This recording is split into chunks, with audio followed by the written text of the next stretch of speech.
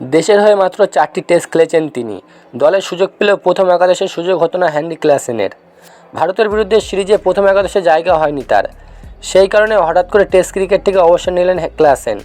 নিজের সিদ্ধান্তের কথা জানাতে গিয়ে ক্লাসেন বলেন, এই সিদ্ধান্ত নিতে গিয়ে অনেক রাত জেগে কাটিয়েছি আমি। ভেবেছি এবং সঠিক সিদ্ধান্ত নিচ্ছি কিনা সেটা বারবার ভেবেছি, কিন্তু এবার সিদ্ধান্ত নিয়েই ফেলেছি। টেস্ট ক্রিকেট থেকে অবসর নিচ্ছি, এই সিদ্ধান্ত নেওয়া খুবই কঠিন ছিল আমার পক্ষে, কারণ ক্রিকেটের এই ফরম্যাটটাকে আমি সবথেকে বেশি ভালোবাসি। নিজের যাত্রার কথাও বলেন হেনরি ক্লাসেন। তার কথায় মাঠের ভিতরে ও বাইরে যে লড়াইটা করেছি সেটা আমাকে ক্রিকেটার তৈরি করেছে। নিজের দেশের হয়ে খেলার থেকে বড় সম্মান আর কোথাও নেই। টেস্ট টুপি আমার কাছে সবথেকে গুরুত্বপূর্ণ। আমার কেরিয়ারের পাশে থাকার জন্য সতীর্থ এবং কোচিং দলকে ধন্যবাদ জানাই। ভারতের বিরুদ্ধে টেস্ট অভিষেক হয়েছিল ক্লাসেনের। তারপর অস্ট্রেলিয়ার বিরুদ্ধে একটি এবং ওয়েস্ট ইন্ডিজের বিরুদ্ধে 2টি টেস্ট খেলেছেন তিনি।